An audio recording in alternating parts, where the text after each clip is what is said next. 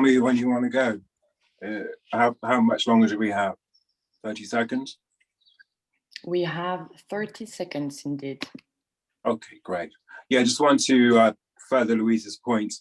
We have a large community of volunteers, NGOs, quite a few tech companies as well. So please do, if you have a call to action, bring it out there, or send us a message if you'd like myself or Leila to mention it.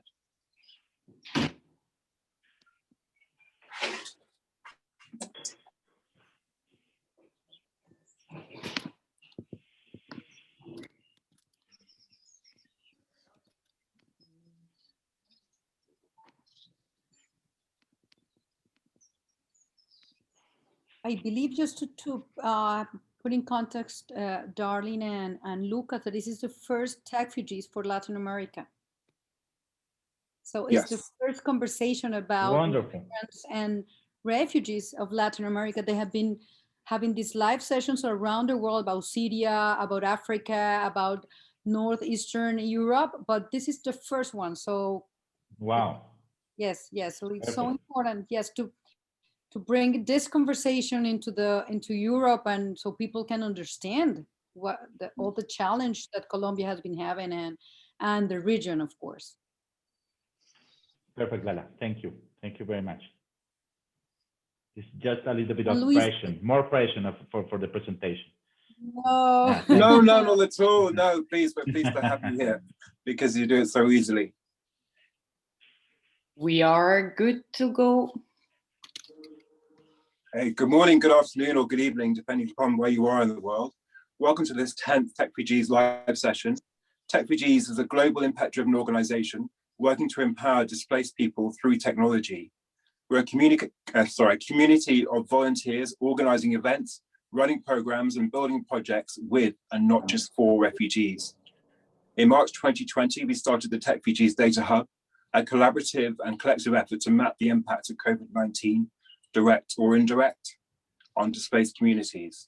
In September, we broadened the scope of the data collected beyond COVID-19 to give the floor to displaced persons to talk about challenges regarding access to information, health, education, employment, and social inclusion. This is a collective effort done by hundreds of contributors from Australia to Colombia. So far, they've mapped hundreds of situations in 200 locations. This is our first session from Latin America, so very pleased to bring this to you. And this session will be for about an hour, and they're open public events to raise awareness about what's happening in a specific geographical area. Today, obviously, Latin America and Colombia, and to feature existing digital projects supporting refugees and displaced communities. Today, we're talking about employment of financial inclusion. And if you have any questions, please do bring them to our Zoom, our Facebook Live. If you have any questions after the event, please do go to techfugees.com. You can also see our live session there. So I'd like to introduce you to Leila Peltier. Leila works with us at Techfugees in Colombia and also with Comparte for Una Vida, Colombia. So she's a French citizen working in Colombia, and she'll just give a brief overview of the situation in Colombia and Latin America at the moment. Hi, Leila. Hi, hello everyone from Colombia and for all the words. Thank you, Matthew. So today we'll talk about the Colombian situation, and more specifically of what's happening at the border, at the Colombian border with Venezuela. Just to remind us something that I think we all have to have in mind for the whole conversations, the 1 hour conversation that we'll have right now, is that Colombia is the second country worldwide receiving migrants and refugees after Turkey in Europe. So I think it's very important to keep in mind this data while we're all talking and speaking about the situation. This crisis here in Colombia, if we can still call it a crisis after more than 7 years of going in and out of the country from the migration, is very closely linked to the Venezuelan situations. We all know that this political, social, and economic crisis has forced millions, more than 2.5 millions of inhabitants from Venezuela to flee and to seek refuge in neighbor countries such as Ecuador, Brazil, or Colombia indeed. So here in Colombia, we face different kinds of migrations. We have people, families that want to settle, that want to keep staying in Colombia and create a new life here in Colombia. We also have some families that just want to cross, whether to Ecuador, Peru, or whether to Brazil.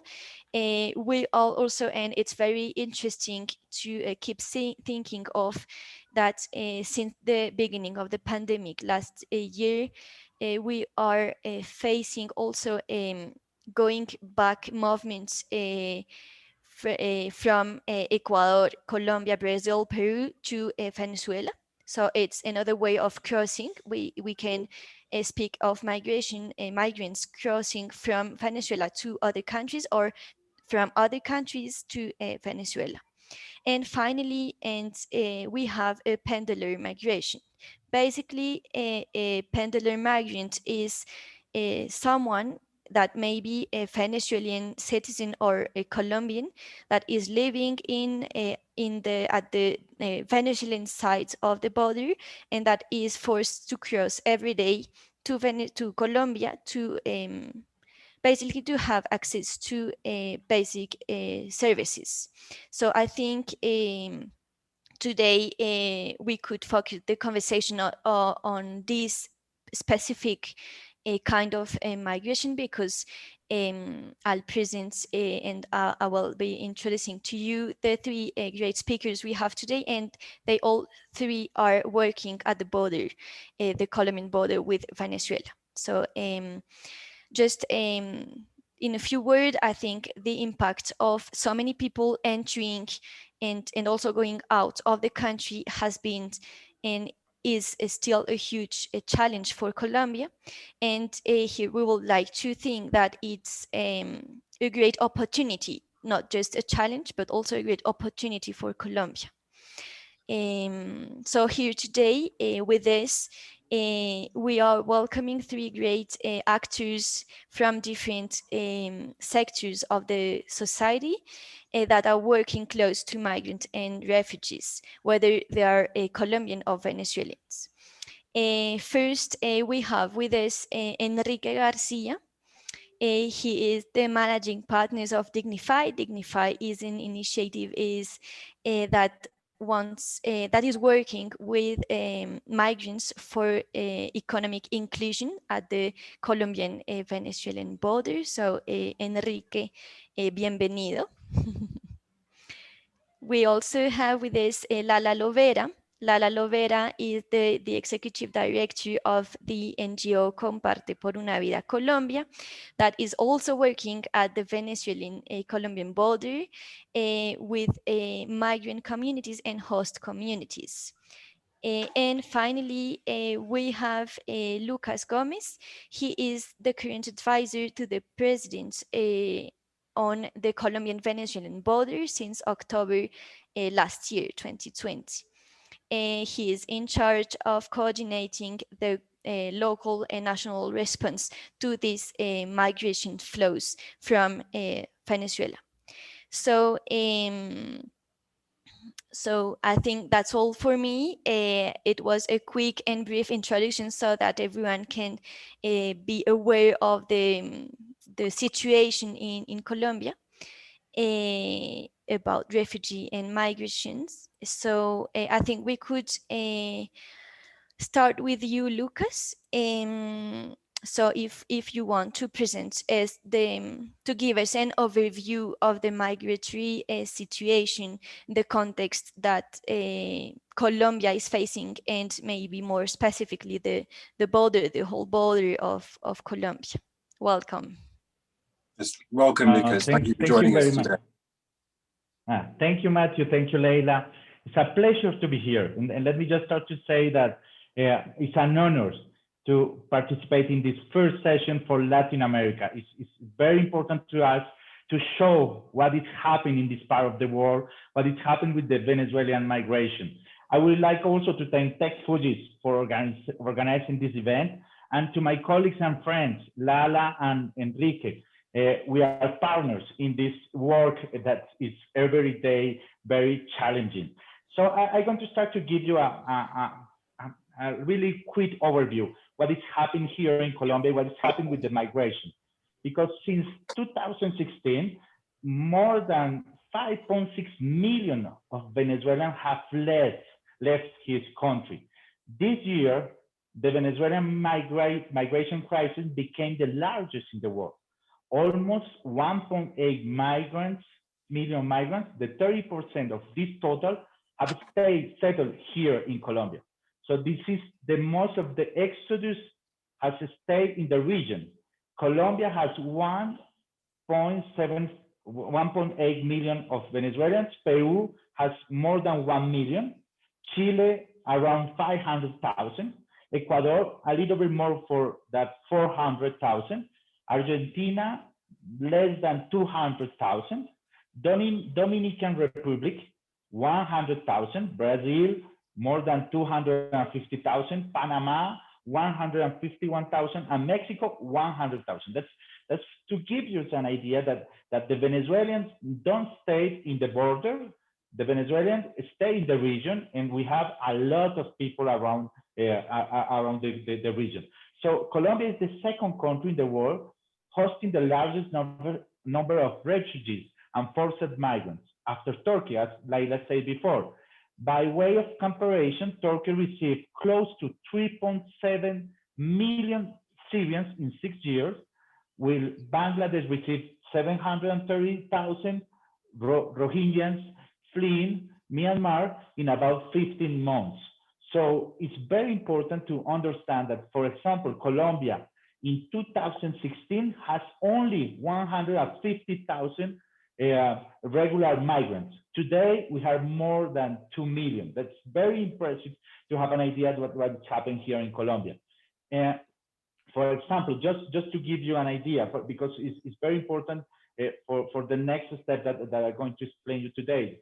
Today, in January 2021, 2 months ago, the official number of Venezuelan migrants in Colombia is 1,742,000. And 42,000 Venezuelans here. But the most important to this number is that we have in one side 759,000 regular migrants with a regular migratory status, and we have a little bit less of 1 million in irregular migratory status. That's very important, and that's move us to have this idea to generate a temporary status of protection for the migrants. I will back in that in a few minutes. So with that, you have an idea, but also you have to have in mind that in Colombia we have also Colombian returnees. There's people that live in Venezuela and get back to Colombia. There is more than 500,000 people that come back to Colombia in the last 3 years. So that's very important. And that promotes, first, a resolute and human-centered government response. We are working since the beginning in paths to regularization, to easier access to basic service, to provide services for the migrants is very important to us. Then to us to promote access to the public health system, children access to the public education system, regardless of their migratory status.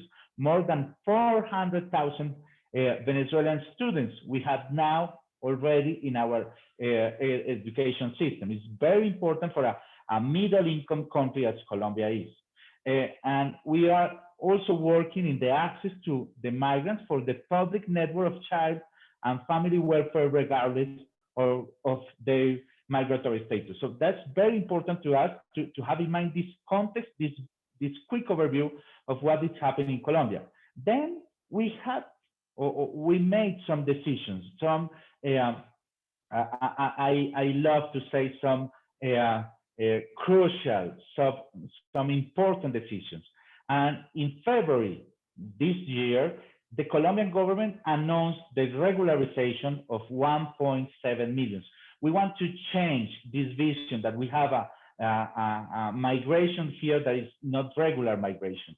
And as we see around the world, in Europe, in Africa, in the United States, everywhere we want to have a regular migration. So we move in that way. And on the 1st of March, the president presents the decree for the implementation for the temporary protected status for Venezuelan migrants. It's very important because this temporary protected status represents the Colombia's firm commitment to embracing and integrating Venezuelan families into their host communities.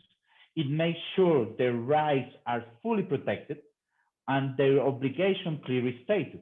This is very important, is the balance between rights and obligations, while creating the condition for achieving social and economic development on the short and midterm. What is this TPS? Because it's very important that you have in mind this. First, it's a legal provision for granted temporary protected status to Venezuelan migrants. It's an addition, it's a legal provision. It's a legal document that we're going to give to them. And the TPS complements, but does not replace, existing mechanisms for protection of refugees.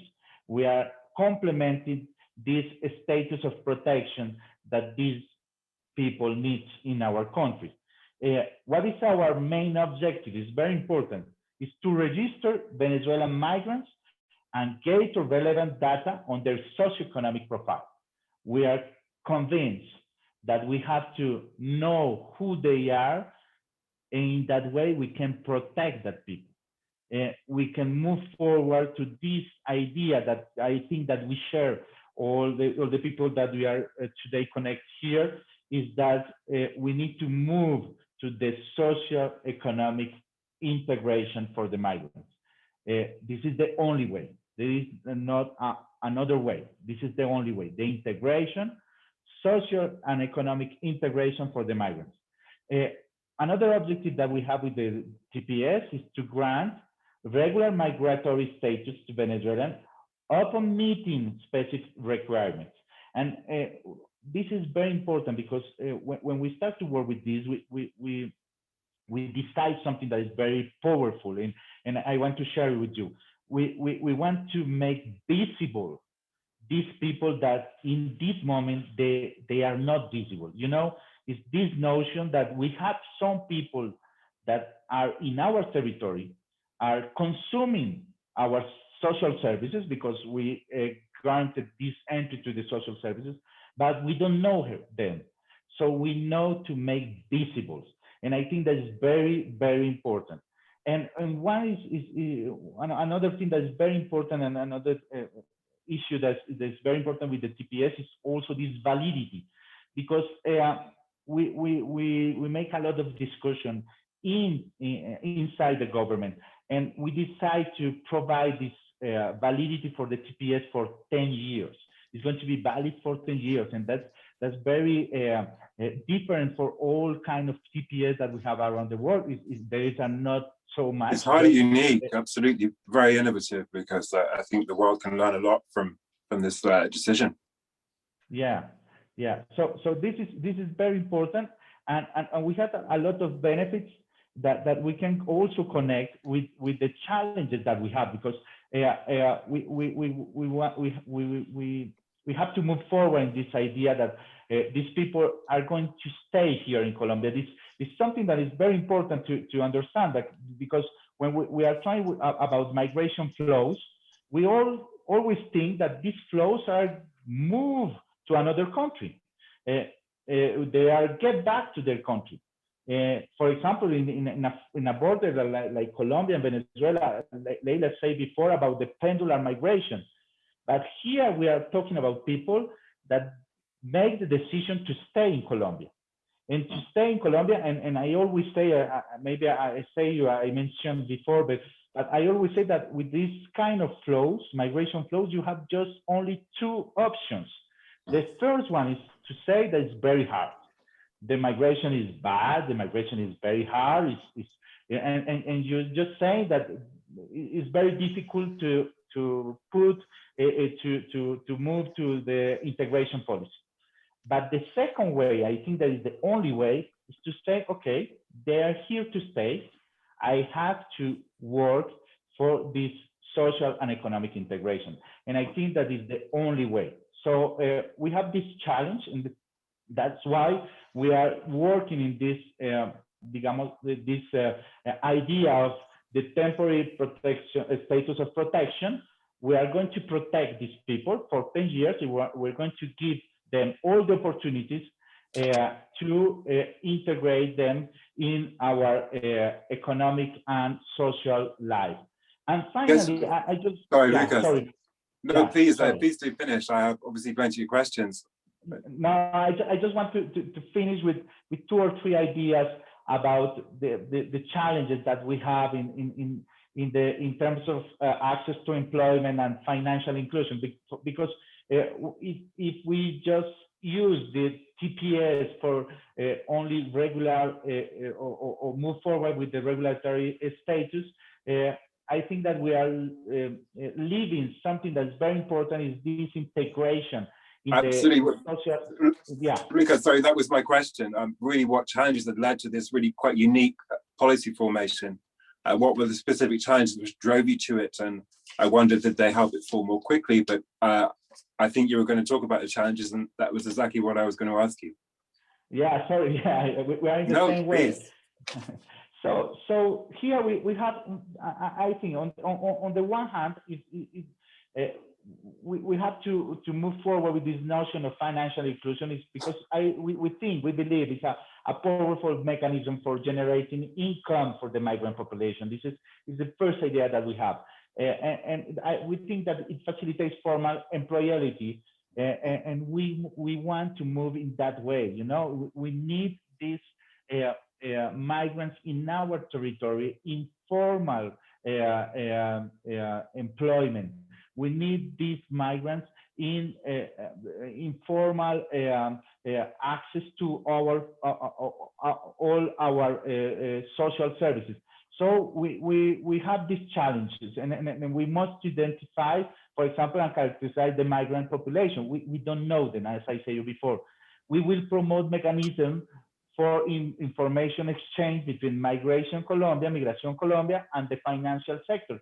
This is something that we have to do, and believe me, we are already working with all these stakeholders that are working there. We have also must identify the challenges and needs of the migrant population for design of products and services according of the characteristic of this population. It's not the same services, it's not the same products that we have in the market, for example. So we have to, for example, move forward or move in the massive remittance market. You know, it's very important to us. And finally, just to finish, because I want to hear Lala and Enrique also, we have to develop financial education programs for this migrant population. I think that I can just let it here, and I of course open to some questions and here of course Lala and Enrique. Thank you. Well, thank you so much for your time here today. I noticed also you mentioned access to education as a key part we see that is missing quite frequently all around the world. So that's very important. And how does financial inclusion play into that? And really, I know obviously there's sheer pressure of numbers in Colombia, but yeah, really what led to the decision to make this policy? You've described it quite in depth, but around the financial inclusion piece, what led to it, and how is it working in terms of remittance? And I know we have quite a few technologists on the call, so I just wondered how that's beginning to work and what the vision was for that, for this big program. Yeah, Matthew, as I say, we are working in two ways or in two paths for education. The first one is with the child and to include all these people in our education system.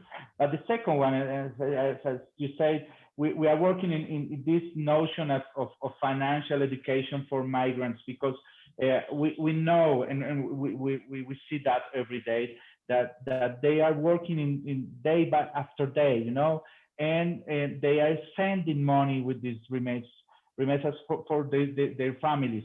So we are now working in the connect this idea of responsibility, connect with the financial system, with this notion, with these characteristics of the migrants in Colombia, these Venezuelan migrants, and provide them the opportunity to make more organized their financial life. And I wonder, have there been any impacts as well? That it's early days, obviously, but have you noticed any impacts yet, or do you have any particular goals in your policy?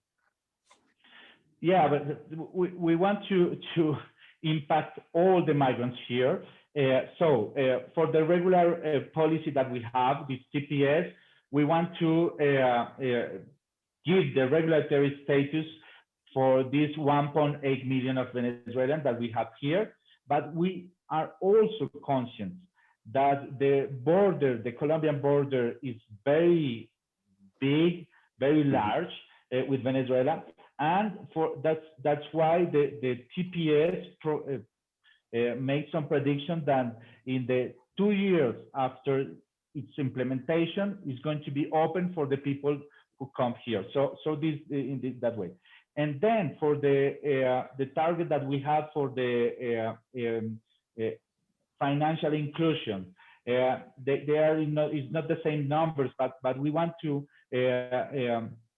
impact at least 1 million people with this policy. So it's very important. We are working with a lot of institutions here, Banca Mia, with our partners as Lala or Enrique. So we are working in that way, and I think that we are in the good way. Yeah, absolutely. Well, thank you for telling us so much from really the heart of this really innovative policy. I think we'd love to check in with you again as well to see how it's going. As I say, you're very proactive here, so I think the world can learn a lot from this. I know we have some questions as well. If you have time to stay until the end, could we go through the questions then too? We have some questions from the audience, but perhaps we can have a look at those towards the end if you have time to stay. I think you're on mute. Yeah. Okay, perfect. So I'm here. Great. And I know we've heard about Lala Lovera as well, and also with DIGNIFAI, with Enrique. So perhaps, Lala, would you like to tell us about your work so we can talk through that and see how it's working with this policy too? Of course. Thank you very much. And thank you, Techfugees, for having us in this conversation. So important to continue working in order to the inclusion of this migration in Colombia. As Lucas was saying, 7:30. Oh, sorry, excuse me, somebody has a microphone. Okay. Sorry. Okay, so the open, I think it's David Adams, which has his, and you put. Thank you, Lala. David, please David, you're probably muted now. Thank you.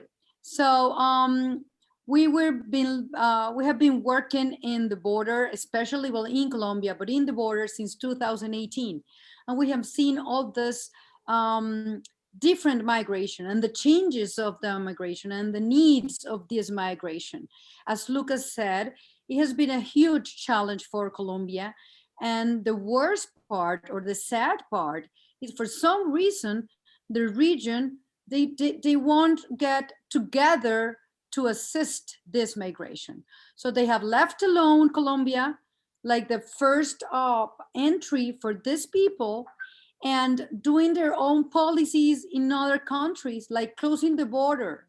That's something that is totally, it's a fantasy. I'm pretty sure Colombia and the government had thought about closing the border if that could happen. Right now, we have a closed border, but right now, which the government of Colombia has been working a lot in order to include these people, to look to, because it goes forward, it goes beyond of talking about integration. We're talking about inclusion. This is a community that needs to be included, okay? Not only integrated into Colombia. Well, and the border is closed because of the pandemic, and these people, the flow continues. And the flow continues, and that's what really worries in Comparte por una Vida Colombia.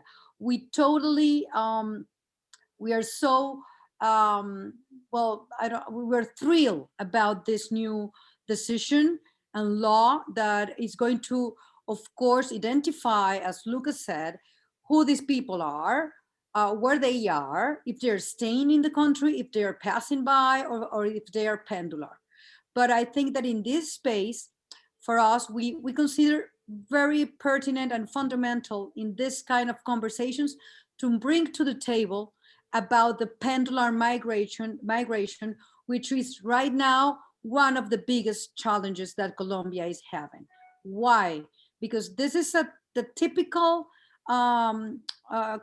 I don't know, characteristic of this border, whose, I don't know, this migration has been going around back and forth, Colombia, Venezuela, Venezuela, Colombia. It's an economic that is working since day one, since 100 of years, 1,000 of years ago. But right now, with the border closed, they continue coming and the flow continues. So I just want to show you, we like to call this document like an X-ray about pendular migration. This data, we have been recollecting this data with in the field, especially in Villa del Rosario, which is, I like to call it ground zero of the migration. It's where everything happens. And from there, people will continue their walks or their traveling to Colombia or to other states, or they will go back and forth. And they have normalized this situation. And I think that for the government, that's a big challenge to identify these people and what are we going to give them so they can decide, are you staying in Colombia so you can embrace this new law, or are you going to stay in Venezuela? Because something that I really want to leave in the table right now, not crossing that border, you will get all the needs. Not crossing that border to Colombia, you will get food or health to your children. You need to organize your flow. You need to organize your migration. How difficult has it been, Lala, to identify what people want, where they're coming from? How difficult has it been up until now? It's so hard to identify that, Matthew. We have this data because we work in schools, okay? So right. Comparte por una Vida Colombia, it's in those schools because Colombia in 2017, beginning of the 2018, opened their doors toward the children and teenagers that were crossing the border to study. So we are there. We are there working with them, not only to give some education. We don't give education. We try to keep them in those schools. How? Giving them all the tools that this family needs so they can stay in school.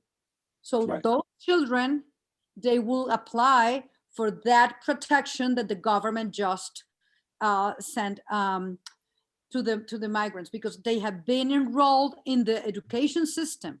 It's hard, I know, to get into the education system, but what we want to help and we want to contribute to the national government is to keep these children in the schools so they won't drop out.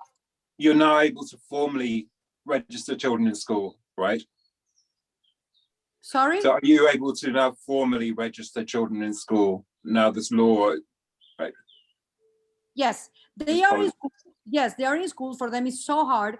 But I'd like to say this. We won't pay attention if they're learning math or if they're learning geography. We have to keep them safe. We have to turn those spaces, which are Colombian schools, into the safest places for them.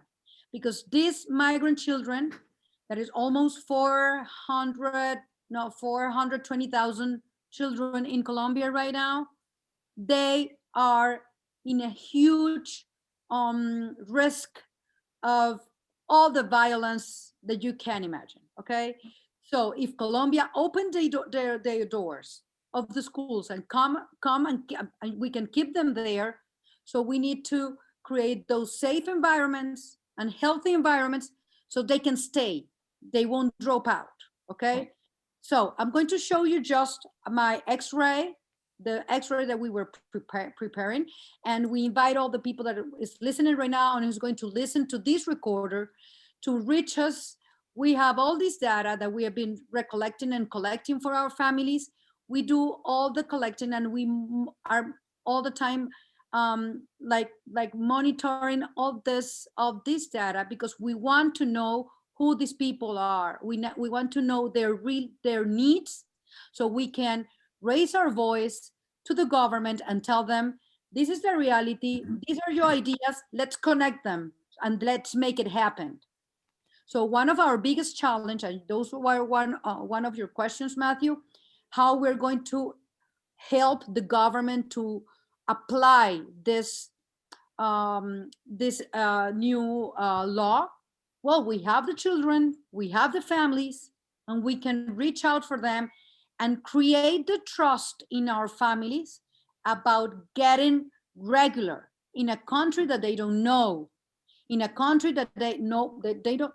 We speak Spanish, but we are not the same. And as Lucas said, we need to adapt all those routes, all those things to this migration that coming from Colombia. So I'm going to show you, I'm going to project just for a minute or two. I don't know how much time do I have. Please show us, Lala. It's very important. Yes. So we can understand which are the, okay, can you see it? We see at the moment your finder. So it hasn't, perhaps you need to flip screens so that we can see the presentation. At the moment, we see your finder on that. Oh. Don't worry.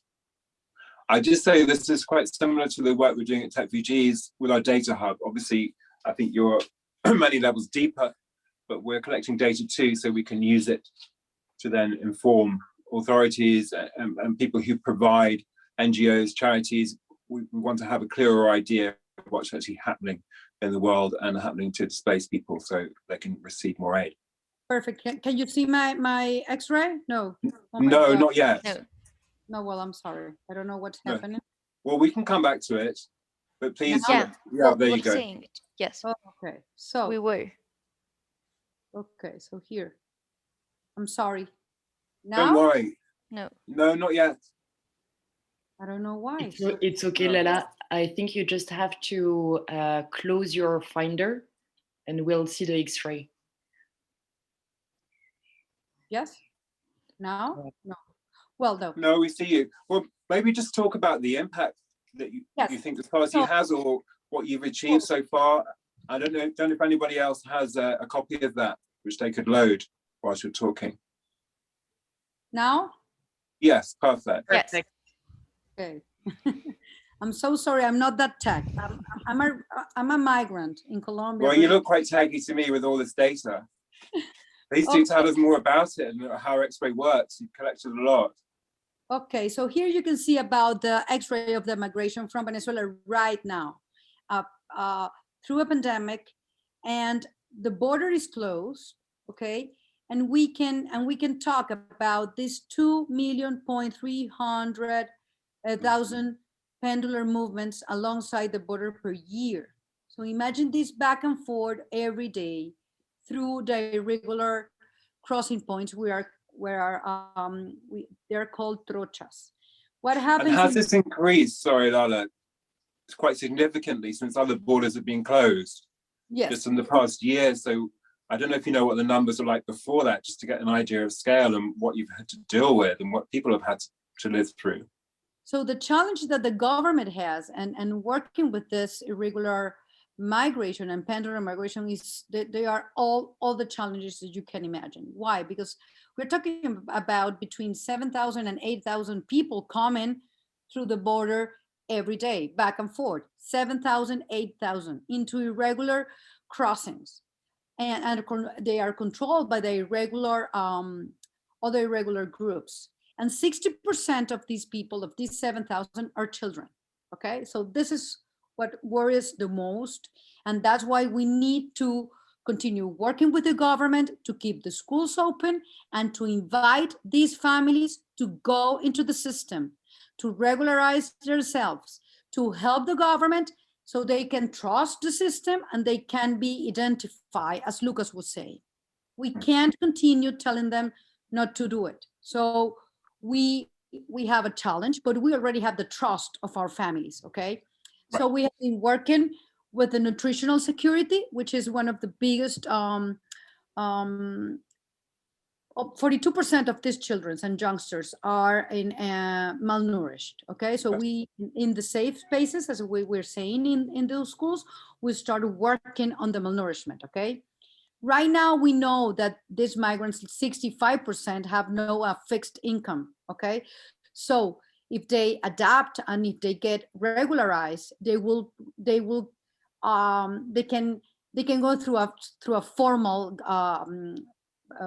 I don't know, that's this conversation about what Enrique is going to tell us. We can put them through the system. We can take them out from informality, so they can have an income and they can assure a monthly income for their families. Okay, right. That's very important. Education.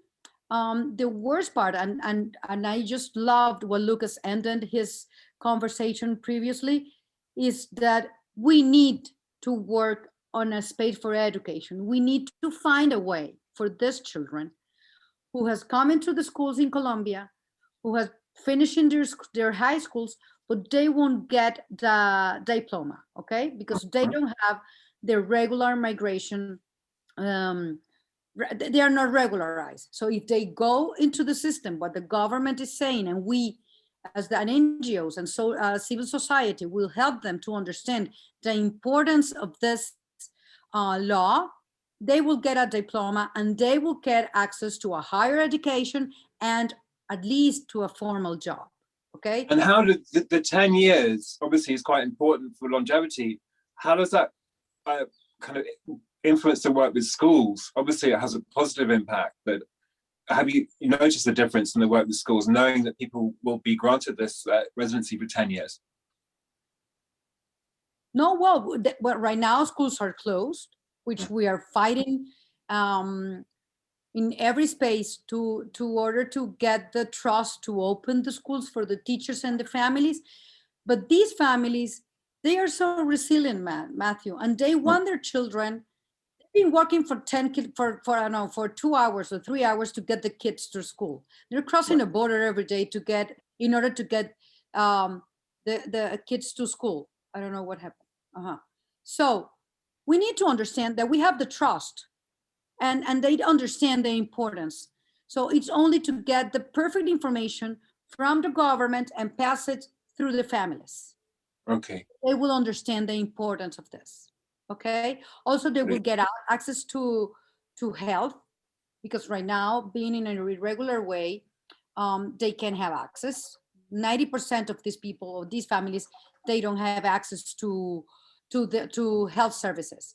So our challenge is getting the trust of the system and of the families to get to understand why they need to get regularized, and also to help the government understand to whom is direct right now this law, because 2 million migrants in a country, so this goes to one part of them.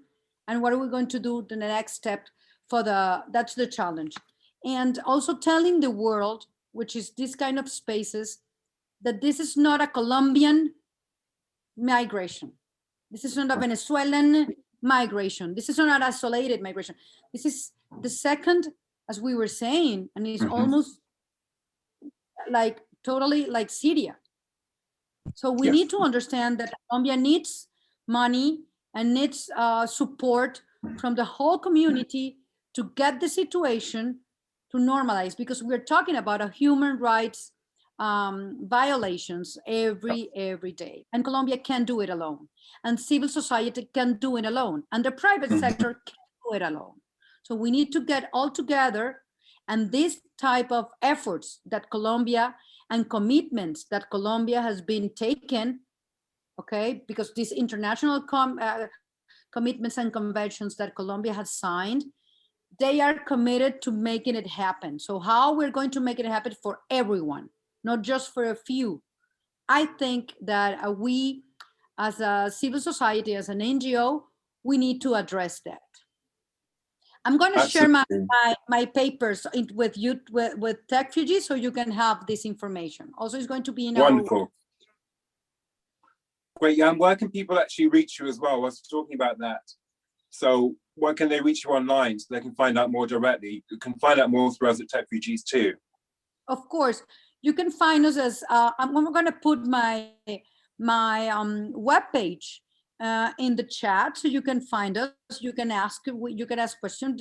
There is our emails, and of course we are open for your ideas, for your help in any way. So please reach out to us, and we can start working on these ideas and having allies in order to help this thing to make it happen. I think we need to all this Colombian government is doing all these efforts, and we need all the ideas that you can imagine. We need help, of course, so we can bring these ideas, make it happen with the people. Well, what you're really saying to me is the door is open, and you're now able to help people settle and use data. So the door already is open to anybody here if they have any ideas, any programs they've worked on before, to bring them to you, I would say. Perfect. Yes, of course. The door is and open. Could you just talk a little bit about pendulum migration as well, and maybe Lucas too? Just how is that working, and really how are people? Why are people still being pendular in their migration? How difficult has it been for them to settle? And what are the issues you've seen which you're now working on? You know, the top issues you're working on around helping people get out of the situation of being pendular migrants. It's so hard, Matthew, because what I was all the things that I was saying, it's from the pendular migration. So having all this solutions is so hard when you are irregular in a country, when you can't go to a formal education or a formal work. So that's why the Colombia government said, let's get the way to regularize these people. But also there had been an idea, I don't know, a few years ago, we were thinking in our team in Comparte Colombia that there's this idea in the migrants that crossing the border will get their rights to food, will get their rights to education. And that's not true. You can't cross a border to find and turn it around like the solution of your problems, of your hunger. It's not that way. So my recommendation, of course, is to stop and think about this migration. And if you're crossing the border, reach out of the information, and the people who are in the field, like an NGO like us, we need to have the correct information. We need to have the correct solutions, so they will listen. Okay, this is so hard because all these irregular groups, they will raise their voice louder, unfortunately. So yeah, absolutely. Well, thank you, Lala, for such an excellent presentation. Again, we hope to catch up with you. Please stay till the end as well. We're going to hear from DIGNIFAI in a minute from Enrique, but we'd love to catch up and see how things are going, because I think we can learn so much about migration patterns here. And wonderful to see that education has also been included, because there's obviously a massive crisis around the world now. We're facing a lost generation who are missing education. So thank you so much for your presentation. And Enrique, pleased to welcome you here. You work with DIGNIFAI, you're a founder of DIGNIFAI. Please do tell us more about your work and some context, really. Talk about how this new policy is working with your work and perhaps helping you to work more easily. Yeah, lovely, Matthew, thank you. I'm actually going to share a short presentation that will help me talk about some of these points. Thank you, Enrique. There we go, perfect. Bueno, first of all, to start, thank you, Techfugees, for the invitation to this event, and a special thank you to Lala and Lucas for the information they have provided. So we've already heard a little bit from them, the scale of the migration crisis. For us, as a private sector startup, we hone in on a few statistics that define our impact mission. The first, which is already spoken about, is that over 77% of this massive migration population is considered a permanent migrant, which means they have no intention in returning to Venezuela. The second is that over 80% of this migration population is of that productive age bracket between 16 and 50 years old. This represents a potential productivity pool of over 4 million people that are displaced around the region, and therefore a very long-term integration challenge for the recipient countries. If we see it in terms of the two principal stakeholders here, the migrant and the recipient countries, one of the shared priorities that they have is employment generation or employment opportunity. For migrants in this migration flow, the number one reason why they migrated has always been employment opportunity. And for the recipient countries, they're facing a potential economic boost if proper long-term integration is achieved with this population. And of course, at the top of this potential impact is Colombia, by being the most receptive and by being the largest recipient in the region. So it is in this context where we work. Like Lala said, we work very hand in hand with them in the ground zero of this migratory flow on the Colombian-Venezuelan border. And this is a region that, when talking about employment, we have to recognize has many structural challenges for both the migrant communities, but also the host Colombian communities historically. So what is DIGNIFAI doing in this context? Our tangible focus is employment creation. This is a responsibility that we believe falls upon the private sector. When we began this startup a few months ago, we asked ourselves where we could have the largest impact with the limited resources that we have as a private startup. And we determined that the best way was to develop baseline digital skills and to create new income generating opportunities so that we could springboard these migrant and host communities in the border up this employment integration ladder. So this is our purpose. With this strategy in mind, we decided to create what is called an impact outsourcing operation, which is essentially an outsourcing business with a social mission. From a business perspective, what we do is that we offer data labeling, data entry, and data collection services to organizations that have artificial intelligence softwares. By having this operation, it allows us to comply with three key social goals. The first is that we're able to promote social integration by having migrant and Colombians working in a collaborative workspace within the community of Comparte por Una Vida. We're also promoting the development of digital skills, not only through the data set work that we provide, but also through upskill content that we invite from external partners. And then we're also creating a new flow, a new opportunity of income generation by compensating this community to do this work in a gig economy structure. The services we offer are mainly image annotation and text annotation. And while most people have probably seen impact sourcing operations focus on the image annotation part, we are actually focusing more on text annotation and working with organizations that have artificial intelligence models that run on Spanish. This allows us to maximize our Colombian workforce in this region, and it also allows us to differentiate ourselves in a competitive outsourcing global industry. These are two quick examples of projects we have completed with this focus. To the left, we have Penn State University, which sent us a large database of 24,000 tweets in Spanish and asked us to do sentiment analysis and text recognition one by one. So we did this with a cohort of Venezuelan and Colombian people here in Colombia. Another example, again, for a university, Colombia University, and this was actually on the Venezuelan-Brazilian border with another team we have there, but with the same focus. They sent us a database of over 30,000 invoices in Portuguese, and upon this database, we did data entry and transaction matching with a group of Venezuelan, Haitian, and Brazilian women. So to finalize, what are some of the challenges that we're facing as a startup? The first is a very typical industry challenge. We're swimming against what we call the currents of hyper-automatization, where everyone sees technology as a shortcut and a cost-cutting tool. This means that there are very large technological companies that are developing automated products that do the very same data labeling and data entry work that we do with our teams.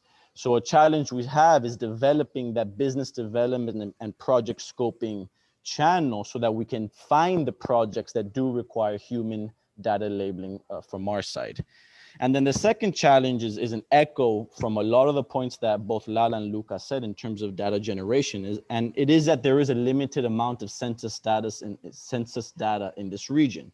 We know that over 80% of the productive migrant population has been unable to get their academic and professional certifications accredited here in Colombia for multiple reasons.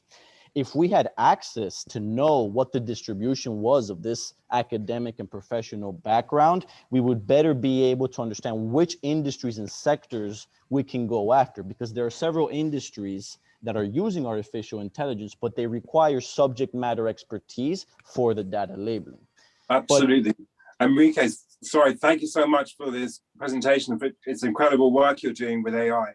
I just wanted to cut briefly to Lucas. Obviously, we're going to run over. I hope you can stay with us for a short while whilst we finish our live session today. But I know Lucas has a hard stop at 1 p.m. Lala, you may have too. So I just wanted to cut briefly to Lucas and also to Lala, just to say thank you very much for coming today. I wonder if you have any final comments or if you can talk about how you're working with both of these organizations here. I'm aware you might be on mute as well.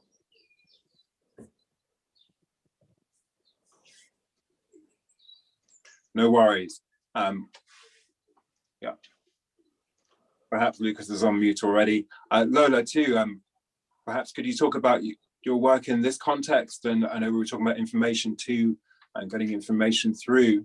Have you been working with Enrique on anything at all in your area of education? Yes, of course. I think Enrique was telling you, and I think he's the best person to tell all this wonderful results of the pilot that we have made. Enrique reached out to us to this pilot. So I want him to explain how they was adapt to the children of the schools and to their families, and the results that we had. And that's why we think like working all together is the only way to address all the challenge that this migration had. Yeah, Great. certainly. Yeah, sorry, Enrique, yeah, I cut you off. You were also talking about adults, so please do continue. I just wanted to give Lucas and Lala an opportunity to say goodbye if they had to go just now. That was all. Certainly, and I also addressed the question on the chat about payment structure. So in terms of what Lala was mentioning, so our strategic reason when working with Fundación, with Comparte por Una Vida, is twofold. First of all, they are experts in this context. So working with these vulnerable communities, understanding their needs, understanding their challenges is something that we recognized we did not have. We bring in a business-oriented expertise and a vision in creating a social venture in this context, but it is fundamental to have on-the-ground partners like Fundación Comparte por Una Vida Colombia to help us orient. And in the projects that we've done there, it's been very valuable to work with their community, also because they have a widespread community. So we've had the opportunity not only to work with the adolescents who are still in school or who are graduating in school, but also their mothers. So understanding a little bit the different dynamics of this population and how both can have different advantages to take out of this data labeling work and this upskilling is conducive to a long-term vision for this community. And then in terms of the payments, there's There's lots of challenges when it comes to payment, notwithstanding the pendular migration, which is obviously a reality in this region. But on the one hand, one of the challenges is the incentive for a lot of these communities to register fintech applications, for example. Why are there perhaps limited incentives? First of all, because it might require additional documentation burden or additional expenses that they might not want to incur. But also a lot of the compensation that they earn, one of the main purposes is to remit it back to Venezuela. And a lot of these applications do not have the same use in Venezuela or not even present in Venezuela. So, I know Luca was talking about need for education around financial inclusion as well. Yeah, there's a need for financial inclusion, education, access. But this border region is a cash-infused region. It has been historically. It's a very commercial region. So, and remember, a lot of this population, those who are employed, this is a region that has over 75% informal employment. So they're used to managing with cash, and changing that chip in their head is something that requires incentive, motivation, education from the three sectors: private, public, and NGO. Absolutely. I mean, even if you think about using crypto, if you don't know what you're doing, you can be in hot water, for example. And the same with any fintech application as well. Does need some specific knowledge. And crypto is interesting because there are some applications of crypto, because it is decentralized, which are being applied in Venezuela. So it is a solution that many social entrepreneurs are exploring. But on the Colombian side, we have to see how the regulation unfolds on that front. Yeah, absolutely. And also when you're using it, you have to be something of an expert as well if you want to keep a hold of your money. So yeah, interesting though, that is actually a relatively rich region in terms of employment. So people are used to handling cash. And also your point I thought was very important about the increase in GDP. I know Christine Lagarde, when she was at the IMF, spoke about the possibility, the ECB, spoke about the possibility of a increase in GDP in Europe if the migration crisis was handled correctly. That was some time ago, but it's interesting that you've identified an opportunity for increase in GDP here. That's very positive. Yes, definitely. And that's really one of our main points to the general population, where you can see this, and Lucas mentioned it. It depends on what perspective you take. If you see the glass half empty, there is a fiscal burden, there are challenges. If you see the glass half full, there are major opportunities with integrating and incorporating this migration flow. Absolutely. And your insights really at DIGNIFAI, how do you kind of grow around that, around the opportunity for economic growth? I know you were talking about insights too around employment and what employers want. Is that a key part of it? Yes, I think that right now we're very much focused on integrating these populations into the gig economy because of where they are in this border region. Because of the large informality, there aren't a lot of formal structures or formal employment structures. So either they move to the main metropolitan areas, which not all of them can, or they have to start working online. And that's kind of what we want to foster. And then in the long term, it is a dialogue that has to be had with the humanitarian sector, with the public sector, with this new temporary protective status, as to how we can start creating some new infrastructure in this region for formal employment. Absolutely. And I guess now, obviously, everybody's online. The challenges become greater around receiving cash, or around receiving digital cash, or just being online with it. Are there any specific challenges you've faced around that? Well, access to internet is very challenging. Infrastructure in general in this region is very challenging. I think it's a matter of also accumulating that data, understanding what access these communities have, how many of them are pendular, in which case access to internet is different when they cross back to Venezuela or when they come into Colombia, different cell phone plans. So I think it's part of that need in every sector and every initiative of having a consolidated effort to accumulate transparent and reliable data. I think that's going to be one of the major challenges that brings together the three sectors to answer questions such as that one.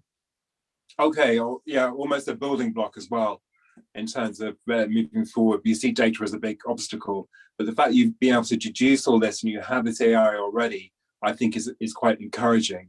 And you know, you're only a few months old. I think you've done incredible work. what have you seen? Have you seen any changes yet? Is it too early? And what do you hope to get now? Also going forward, we'd love to check in with you again, but going forward, what are you really hoping for around this new policy and your data?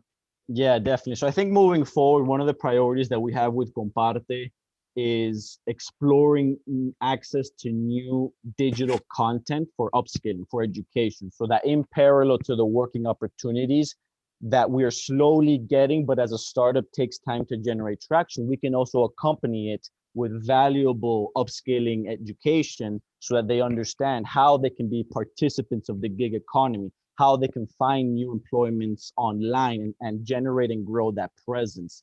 So that's a priority for both of us. And, you know, one of our call to actions would be that we would love to get to know as many organizations and social enterprises with digital educational content that they would like to partner up with us in this context. Of course, it would have to be in Spanish, or we can translate it into Spanish. That's not a... We have AI, I guess, so you can get some pretty accurate translations.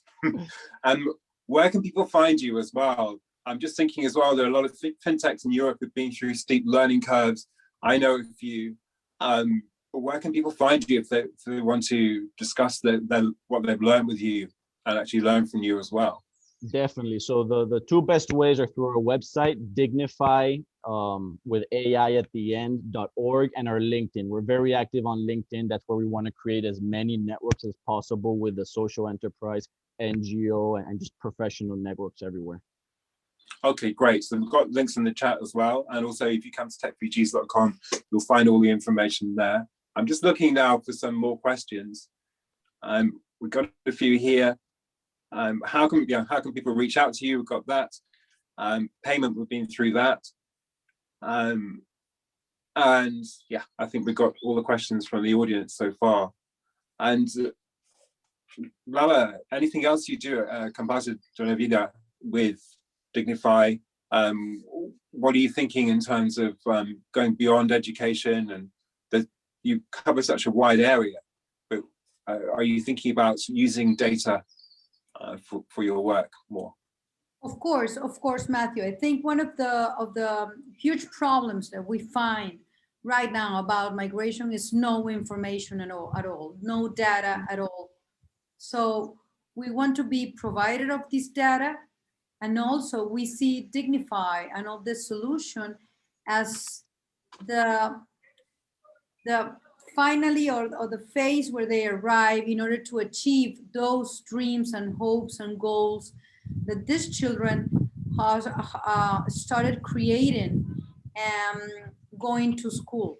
Like, if it's like an impossible thing to understand, these people crossing these borders every day, a huge river that he has raining in the night before it will grow the river, and it's going to be dangerous, but they will cross the river in order to go to school because they have this resilient, they are this resilient boy or girl, and they want to go to school in order to change their future.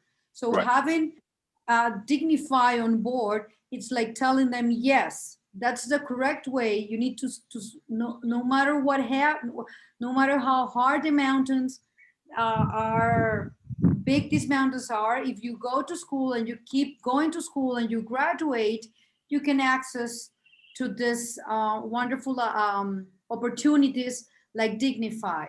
And it's so you can actually, sorry, just seeing adults who have been migrants or displaced people working positively, I think very important. Well, our first live session for Techfugees 5-6 years ago, we had a teacher in Texas who tuned in. She had a group of migrant children. That's who she was educating, and she stumbled into our broadcast and watched it just to see how many people in the world were working towards it as well, working towards full integration, and how many people had succeeded as migrants. The positive role models, very, very important, I think. And again, very inspiring to see children learning as well, and to see that, you know, as a displaced person who's working, I think that you're contributing something when you see children in school looking up to you too. Yes, no, and Matthew, I think it's so important to also bring opportunities that are They're not like a past, or it's something like really, actually it's the future. So if they're going to be with this technology and up to date in the technology that all the children around the world are in touch, why we couldn't give them this kind of opportunity? So it's like breaking a little bit that cycle that you need to be a doctor only to achieve your dreams. No, okay, No. it's okay, the one who wants to be a doctor, but we need to realize that for these children it's so hard maybe to get into college or high school, but they will have an opportunity to get it. And as the name of Enrique's work, that dignifies his life and their lives. You can be connected. I think that's really the point, right? Yes. Yes. Wonderful. We'll have to come to a close shortly. I wish we could go on forever, but I hope we can check in with you soon again and see what's happening. We had one more question online just about digital literacy. How do you find digital literacy, and how are you working around it, and what kind of, would you want any help with that, and can you teach us anything about it, Enrique? Digital literacy is interesting. We noticed an interesting divergence between the younger generations and the older generations of these communities. So as Lala mentioned, the younger generations, they're passionate about the internet, they're passionate about applications. So they were very quick to get an understanding and apply the training that we gave them. Very, very quick. It was impressive beyond our imagination. Their mothers, for example, were perhaps had a little bit longer of a learning curve, but they were more detail oriented once they learned to make sure that they were doing the tasks well. So it's really a lot about understanding the profile, the different profiles that we're managing, right? And I think moving forward, again, we want to learn from other organizations and social enterprises that have different curriculums in terms of training digital literacy. Because that's an expertise that we certainly need help from the international partnership network. So that will be an ongoing project moving forward for both Comparte and for us. Okay, wonderful. Yes, I'm also, not just to get more of your time, about what do we need. Well, it's not only what Comparte needs, but our children needs to get connected. Okay. And this is not this is not something that we will say, oh yes, they will have a phone. No, for them having a phone is, I was saying in the chat, it's not only a smartphone, it's just a phone to work for the parents. It's a phone to get to school to a teenager. It's to finish their work. It's to get connected with their families. So it's so hard.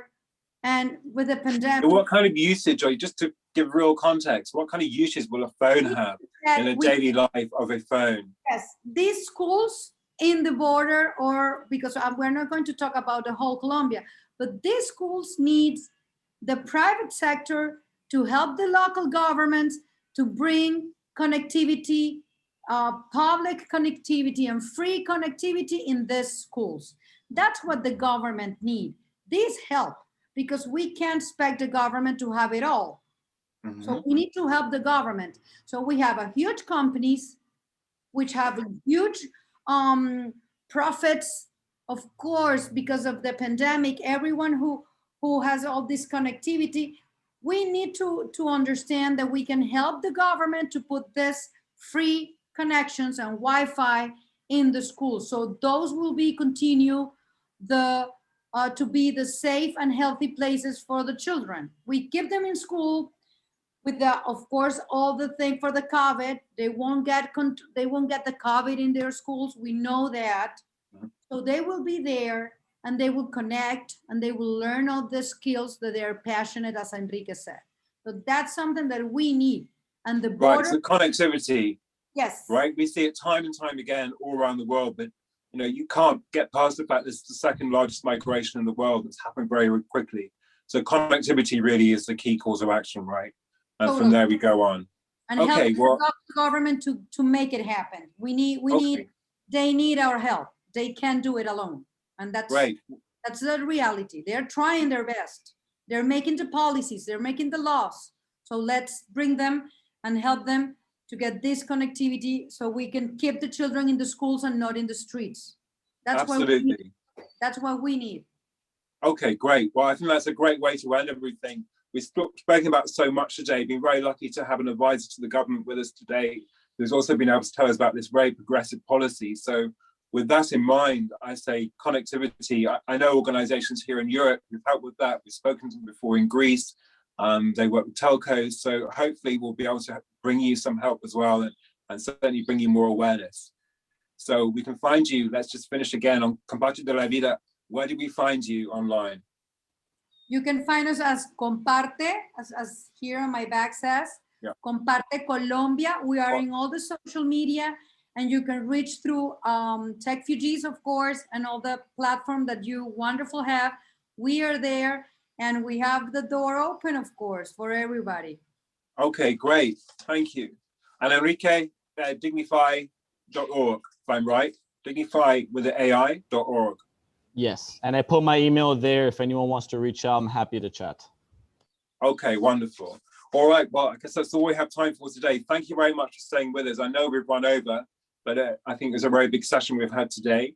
So please do stay tuned to us at Techfugees. Our next session is on Uganda. And please do come to techfugees.com, where you can learn about our data hub and also get in touch with the contributors today.